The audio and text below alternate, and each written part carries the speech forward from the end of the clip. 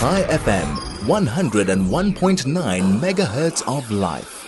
Recent water quality testing has revealed E. coli levels reportedly measuring 772 times above the accepted safety benchmarks in parts of major South African cities, raising fresh concerns about aging sanitation infrastructure, sewage contamination, and the risk posed to public health. Now, I don't want to be dramatic, which is why we're talking to a guest. 772 times sounds a lot. I don't know if it is a lot. We need to actually understand what is going on. What are the implications? And in order to understand this, we are joined by Professor Lucille Bloomberg. She's an infectious disease specialist. Professor Bloomberg, welcome to High FM. Welcome to the Morning Mayhem. I hope you are well.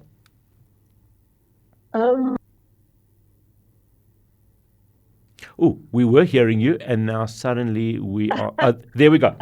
Now we can hear you. Okay. How are you doing? Oh, good. Sorry, some phone issues. So, yeah, I wouldn't choose to swim in that water. I think they need to look at, a plan to make it safe.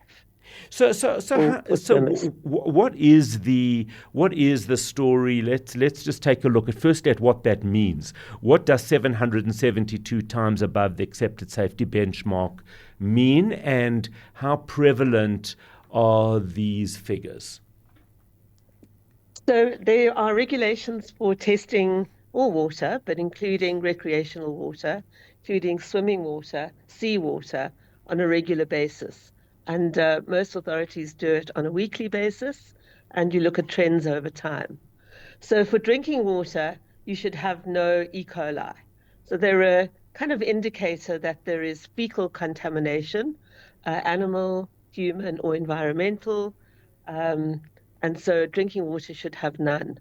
Recreational water, swimming water, there is a limit. And it should be below 200 if you're a red flag beach. Mm-hmm. If it's above 200, 250, you need to test more often. And anything over 500, it's not a good idea to swim. You can inhale the aerosols, yes. You can swallow the water, you can get infections of the eyes and the ears. It's fecal contamination, essentially. So in terms of our drinking water, let's say here in Johannesburg, how do we ever know?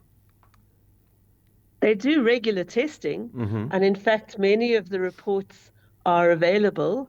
Many of the coastal authorities, for example, share them on various social media.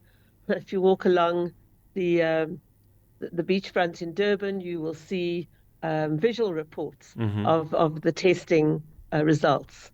And by law, they have to do them every week at certain spots. And it's a trend because they can be affected by tides and currents and weather and temperature.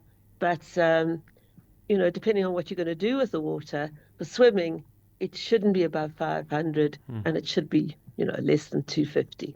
What do we do practically? I mean, obviously, when we're in our homes, we don't have a measurement system. I don't even know where to access reports. How often should I be checking that? Will somebody let us know if our drinking water isn't okay? Yeah. I feel like we're in a scary grey area at the moment. Yeah, so there is regular testing, and the quality of water and safety for drinking in the major metropolitans is good. And I'm a great tap water drinker in mm-hmm. Johannesburg. Right. Generally, they will put out a warning. They do test regularly. Occasionally there are problems, but very few. I think the problems do arise because they chlorinate the water. There are systems to process it, and it's generally safe.